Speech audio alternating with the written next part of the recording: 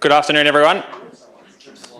For those of you who needed a second dose of Nick, here he is, by popular acclaim, back for his second talk today, and he's going to be talking about the Internet of Better Things. So please welcome Nick.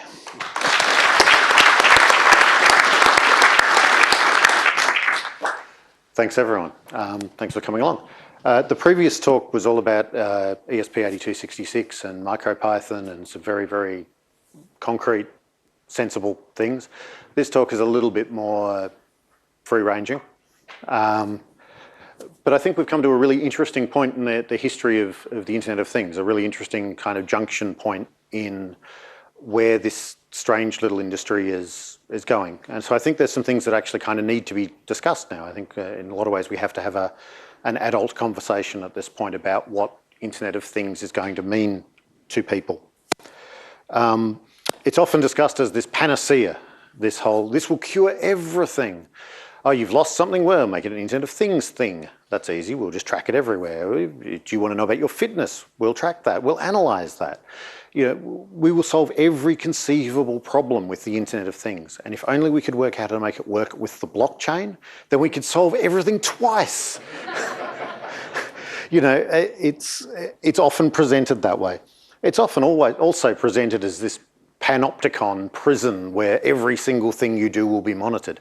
Your vehicle will be logged, your pulse will be logged, there will be no secrets left. And this is not entirely without reason. The NSA have stated they are looking at Internet of Things that exist, like fitness trackers, as potential information sources.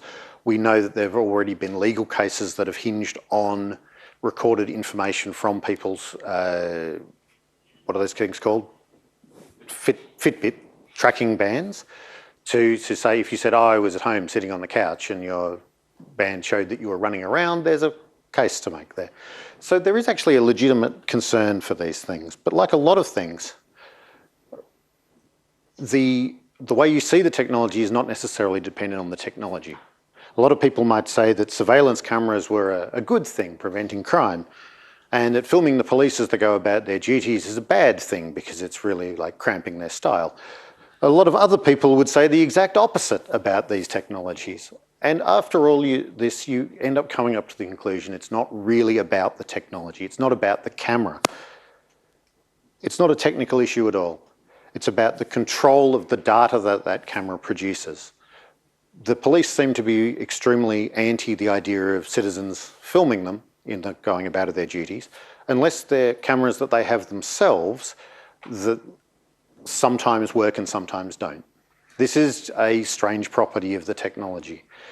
People in general quite like having surveillance cameras on their own property that they control themselves, but not so much if you suggest that the government should be doing that. Again, it's not a technical property of the technology, it's a matter of the control of the data that comes out of it. This was actually foreshadowed immensely by, oh, hang on, I added an extra slide. This is a new technology, and so we're getting in new kind of legal frameworks, new etiquette around this stuff. Just like mobile phones back in the 90s when they were regarded as a little bit weird, there was some etiquette about, you know, oh, just step out to use my phone and maybe don't like use it in public because people will look at me funny. I was living in Fitzroy at the time, okay, so maybe things are a bit different elsewhere. There's lots of people breaking new ground with fancy new technologies and things like that. And the market for what these things are good for, how they're going to work, etc., isn't really settled down yet. So it's just like mobile phones were in the 90s or like motor cars were back in the 20s.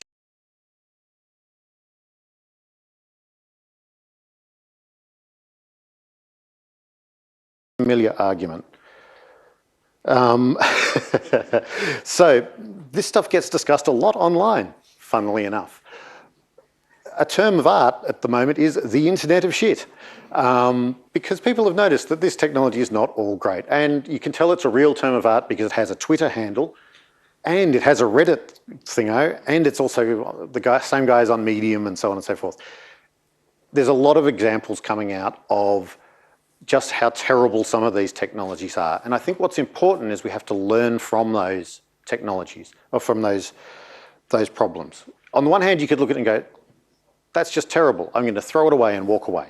Or you could look at it and go, well, here is a bunch of case studies that people have done for me, often paying for this hardware and doing it for me for free. I could learn from that and do better next time. So I think the way forward for this stuff is to do some analysis of the ways it is currently bad, and there are plenty of those to choose from. And to use that to develop some requirements for how we could be not bad. And to go from there, only once you've done those things, to start talking about the technologies. So starting in on the ways it is bad. If you're not the customer, you're the product. This observation has been made quite a few times by people. If it dates back a long, long way, and various people have all misquoted each other on and off, but it comes from way back. If you're not the customer, you're not the product. The companies that you use for these services have to make money somehow. I think we can just take that as a given. Unless it's the government. The NSA doesn't actually need your money. So they'll store your data for you for free. Nobody else will. So somehow they have to make money. So either they can do it by selling your privacy out, or they can do it by selling you services on a monthly basis, which is a great business model, and I would love to have people doing that to me, obviously. But it's not necessarily the best thing for the Internet of Things. Or they can charge you a fee, and that fee, unfortunately, may start cheap and get more expensive and so on. This is a very common problem. The part of the problem here is that we've kind of ended up conflating IoT and big data. So we have this thing, we've got all these things on the internet. They all generate data and they use data. And so a whole bunch of people who have big data platforms are going, yes, you should store them in a big data platform. And you go, it's my light switch, why? And they go, no reason. We weren't analysing it or anything much. Maybe a little. I don't know. But it's led to this conflation between IoT and big data. That IoT means everything has to be on the internet, and that when I flip my light switch, Amazon need to know, or Google need to know, or someone like that needs to know to relay that signal back to me. I think that's a little sad as a conflation.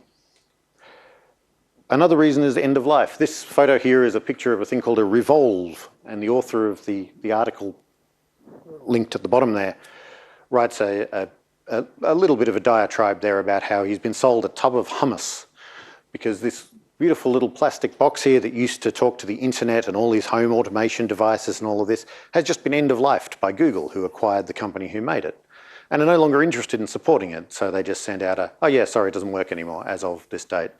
By the way, that means your thermostat doesn't work, your lights don't turn on anymore, all of that fancy stuff that you spent time automating and making work really nicely. That's just gone, sorry man. I mean, it's not under warranty or anything because that already expired. So, I think that's really sad. And you've got all of this work you've put into building these systems up and making them work nicely together that just goes down the drain whenever a vendor decides to walk away. And this happens remarkably often. The churn rate for startups in this sort of space is very high, and we're in a startup space. And in addition, people don't really like supporting their old products very much.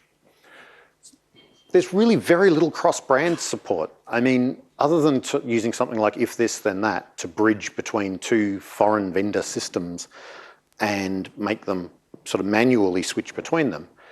Generally, if you buy this brand of light bulb, it works this way. If you buy that brand of light switch, it works that way. You can't cross-connect those things. I think that's a bit sad too.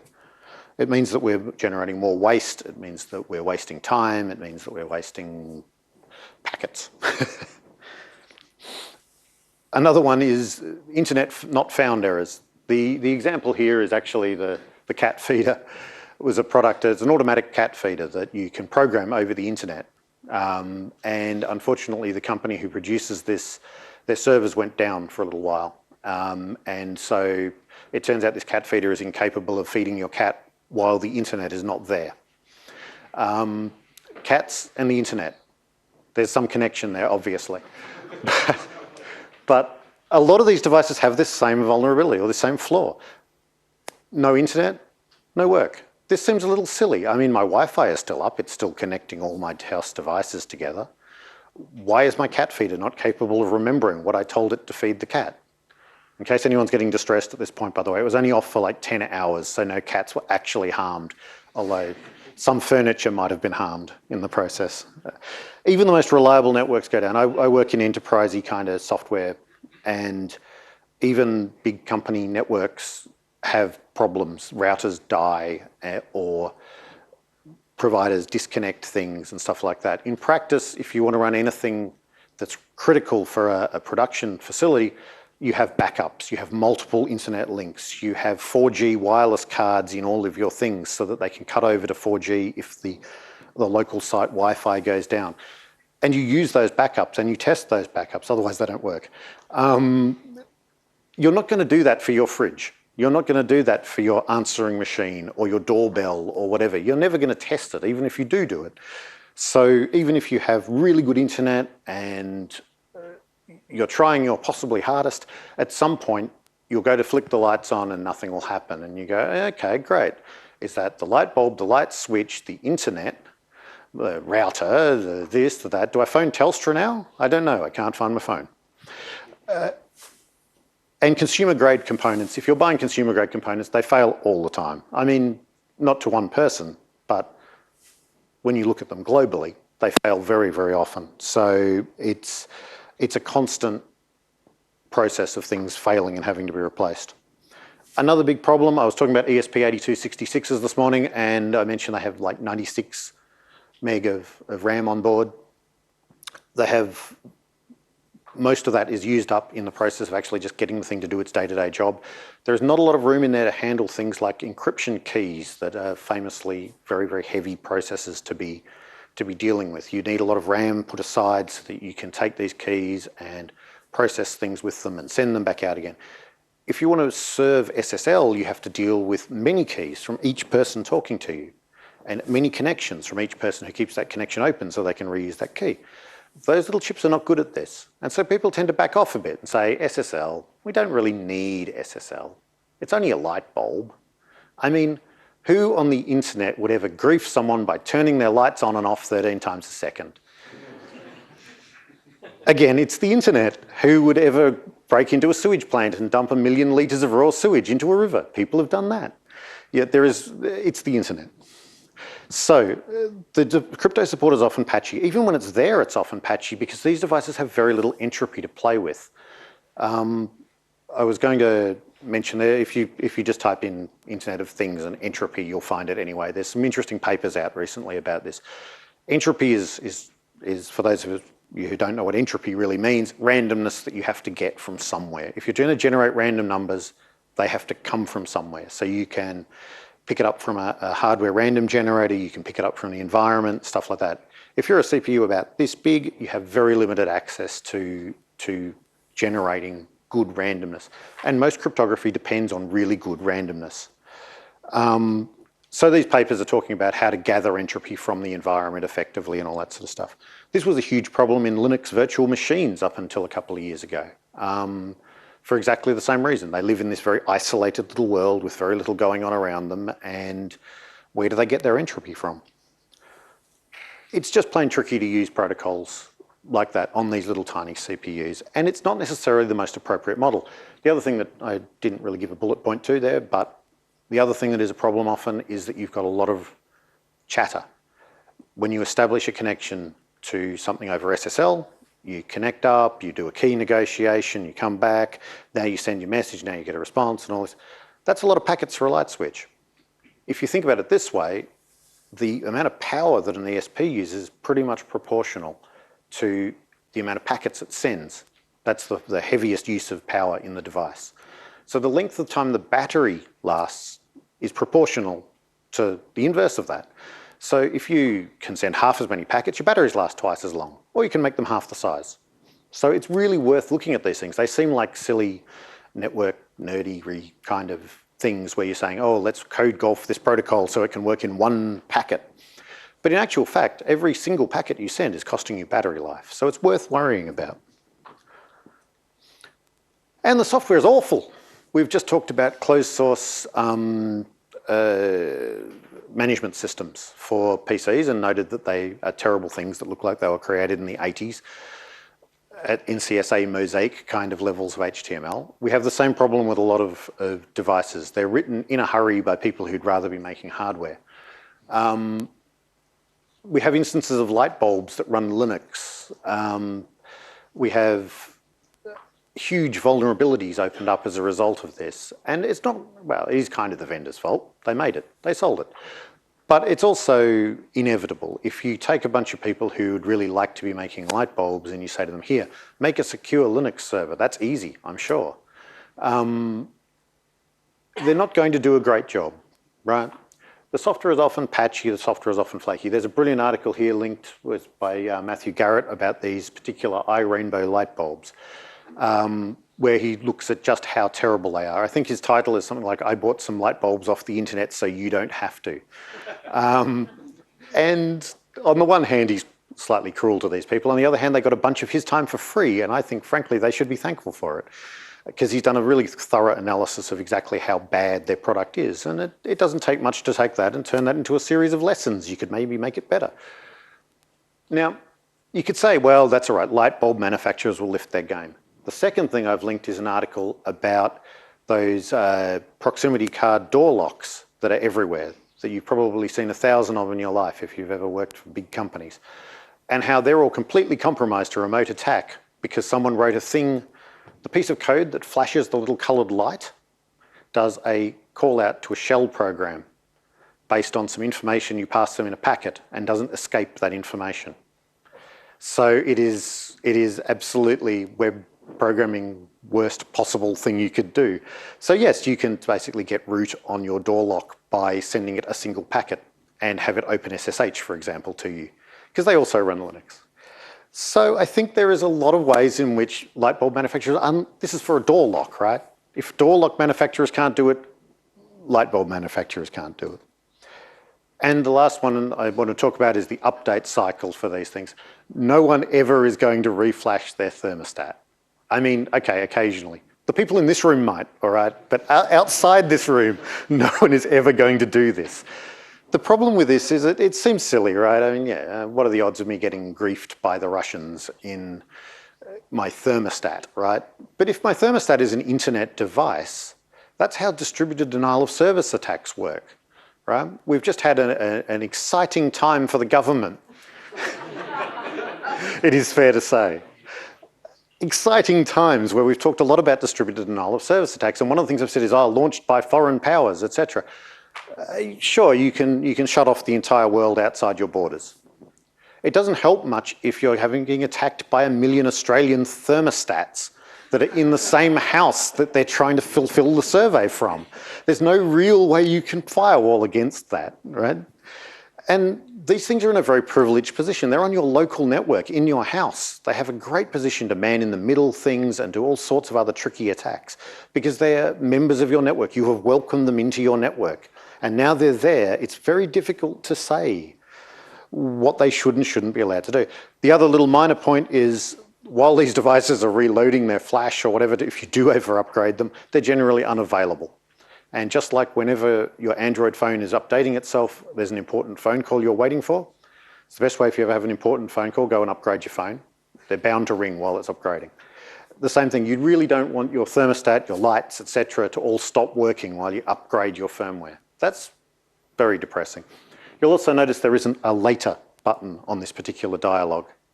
So in this particular case, the person complaining about this on the aforementioned Internet of Shit channel was complaining that having discovered there's an upgrade for his light bulbs, he has to do it right now. Can't wait. Can't change a light bulb in the meantime.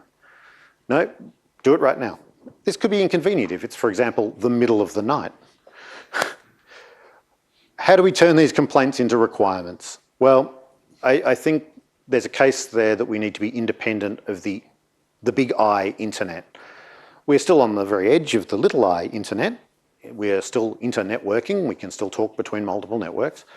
But should we be dependent on an entire global infrastructure to switch a light bulb on and off or to regulate a thermostat? I think there's a pretty strong argument there to say that we really just shouldn't. Rather than having everybody reinvent the light bulb, or for that matter, the GPS tracking protocol or every other protocol in the world, perhaps we should agree on some standard protocols. This has happened like once before in the history of humankind, as far as I know. We call it the internet. It's everywhere now. The networks that pre-existed before the internet were things like the Microsoft network and AOL's internal network, and in a lot of companies, things like Banyan Vines or NetWare and things like that. Who's used any of those products lately? Oh, right. So in practice, open standards sometimes do win. Sometimes good triumphs over evil. And we can just take some inspiration from that. I think it's possible that IoT could do this if people start thinking about it now. I've spent some time working with the Internet Engineering Task Force, who are the people who write internet protocols, IP6 and TCP and all of those sorts of things. These bodies are the right place for this discussion to be happening, and this discussion needs to be sort of moved in there. And they're just starting to talk about this stuff now. But the companies that are generating these products and expanding into this space really need to be part of that process. The idea isn't to tell people what to do, the idea is to bring them into the process.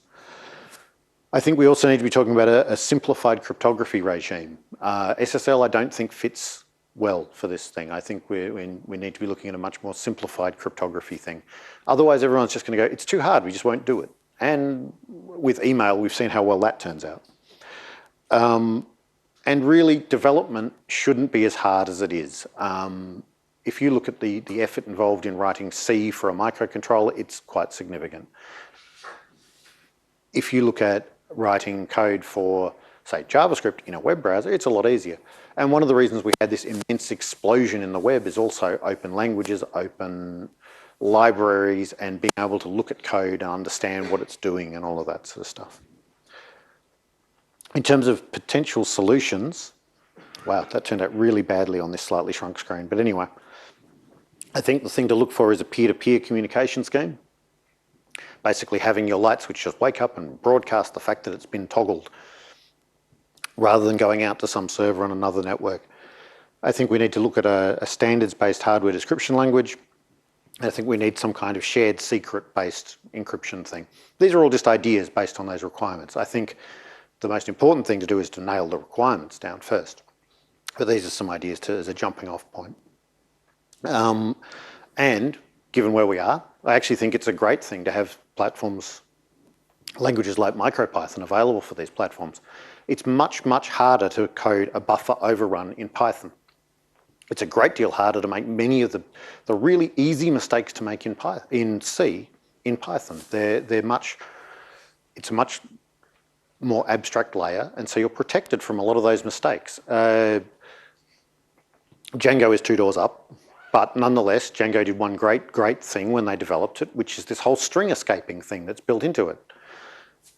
It's actually harder to make that mistake of interpolating user information into an SQL query or into your HTML in Django than it is to not, because it by default wraps things up.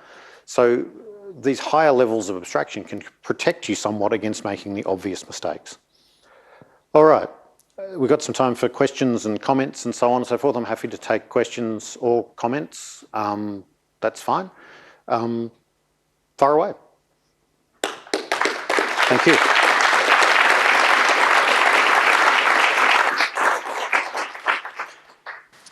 Questions, anyone?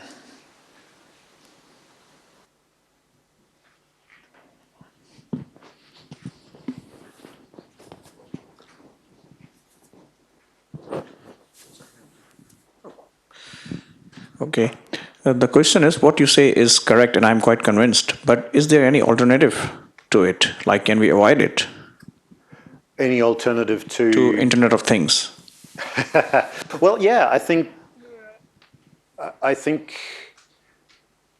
you don't have to accept that Internet of Things is just the bad things about Internet of Things. I think in the same way as you could say that the internet would be a bad thing if we were all locked into only ever using one thing from one vendor, right? If our vision of the internet meant that if you downloaded Windows, if you used Windows on your computer, you could only talk to Microsoft servers. And if you had an Apple, you could only talk to Mac servers, and the two never connected. That would not be a good internet. That would be a bad internet. I think similarly, we can have a good Internet of Things where things cooperate, things work together, we can actually be secure and have things work properly all the time. Or we can have a bad one where everything is flaky and horrible. What's interesting is I think that the bad one will never really, really work. I think people will get burnt by it too early on in the cycle and they'll walk away from it and they'll go, no, look, I had one of those smart thermostats, it was rubbish. So it's actually in manufacturers' interests in the longer term to make a better product that is safer and more secure. And sometimes vendors need a little leading around, a little pulling by the nose to remind them of this, but generally they get there eventually, you know. And I think there is a potential for the Internet of Things to actually improve some things. I actually really like, you know, you see these very silly examples of I walk in and all my lights turn on. That's actually kind of cool when you think about it. The idea that a house can respond to what you're doing. As a very simple example, I have at my place there's some windows in the roof that close when it rains. That sounds really silly until you live in Melbourne and you discover that this is often the case. You want to leave the windows open so that the house airs out, but you want them to close so that when it rains, it stops airing out. But you know what would be really nice? It'd be nice if the air conditioner knew about that, because then it wouldn't get all confused by the fact that the air pressure inside has just suddenly jumped up as the windows close. And it could say, oh, maybe I'll just turn myself down a little bit at this point. Things like that. Having those devices be able to talk to each other is actually a really good thing. And there's actually big industrial applications for this too. If you look at a big factory, a big plant, they have many, many systems, all of which don't talk to each other. And so there's actually huge non-domestic potential for this sort of stuff as well. So I do think it's possible. Any other questions?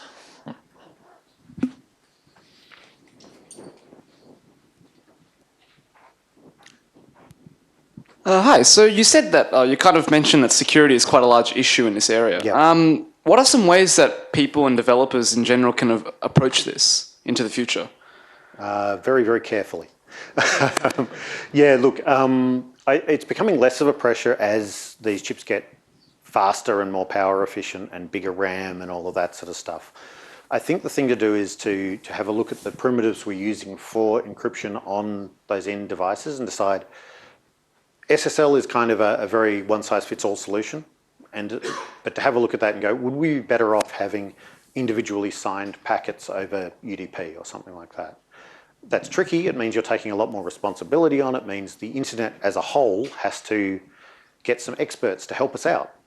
But there are plenty of experts out there. There are some great people on the internet. If things are open standards, people contribute to them, even people who you would otherwise never be able to, in fact, hire, because they are excited about open standards.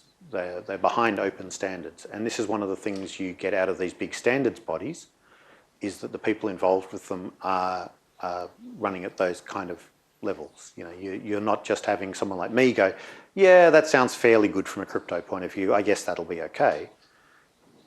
It might be. It's great to be able to take that to someone who really does know what they're doing, who is actually a professional cryptographer, and say to them, okay, like, I think this is right based on like reading your book, but have I missed something? Is there something I need to do there? And I think by making this an open standard, you get to leverage that.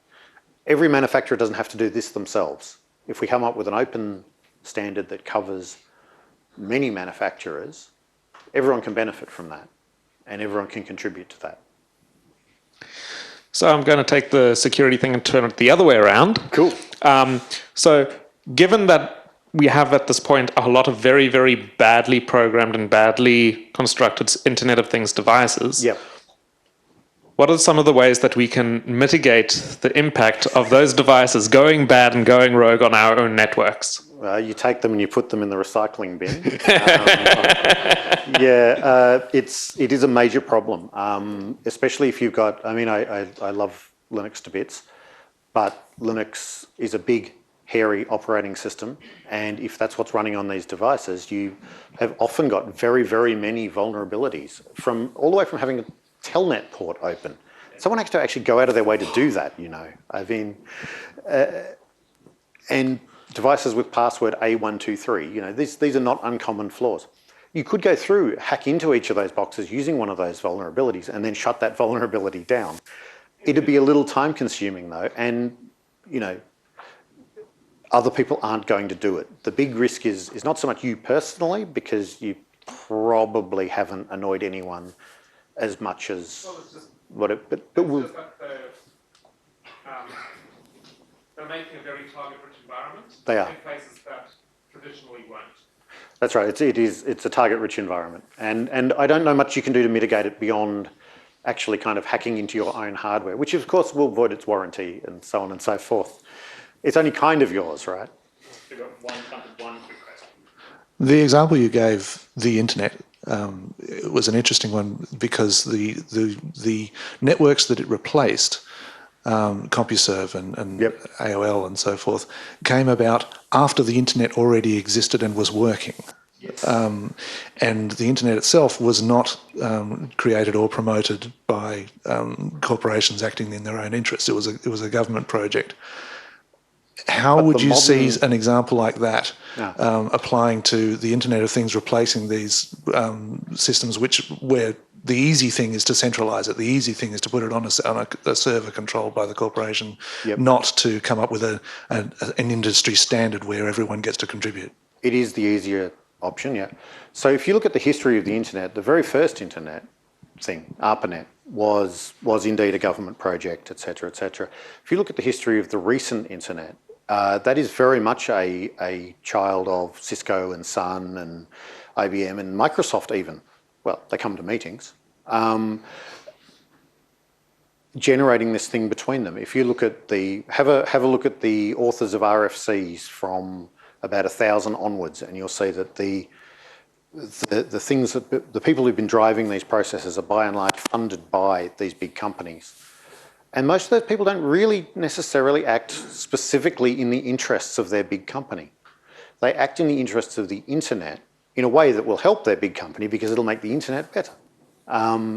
So I do think there's hope there that we can take what we've currently got and kind of bootstrap it into something better standardized and better working. The problem is that all the small companies have a lot of trouble getting represented, and at the moment IoT stuff has a lot of small players in it, and those small players don't really have much of a chance of representing themselves. So I'm not sure how we can make that happen, but I think the thing to do is to at least come up with some solid proposals about what would be better. You know, how do we avoid these problems, and take them out there and say, look, this is the open standard. This is where things are going. It's not something that can happen just in this room. It's something that has to happen in this industry. But this is a good place to start talking about it, right? Cool. Thank you very much. Please thank Nick again.